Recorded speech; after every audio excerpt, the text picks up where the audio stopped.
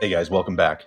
So today we are talking about the Cash App, and more specifically we are talking about can you send payments to Nigeria from the Cash App. So let's go ahead and talk about this. So first off, if you don't have the Cash App, be sure to check the description below. I'm going to leave my referral link there, or you can easily just download it at the App Store or Google Play. So can you send payments to Nigeria? The quick answer is no, you cannot. And the reason for this is because Cash App is only working in the local US market at this time. So we are currently in the middle of 2019 and they do not support payments from international. So no Canada, no Mexico, no Kenya, no Nigeria. None of these places can accept or send payments through Cash App. So I guess the only exception to that would be if you are, let's say, a US citizen, you set up your Cash App like I have, and you end up moving to Nigeria. And then once you're in Nigeria, people are sending you payment to Cash App, then I guess that would probably work. But even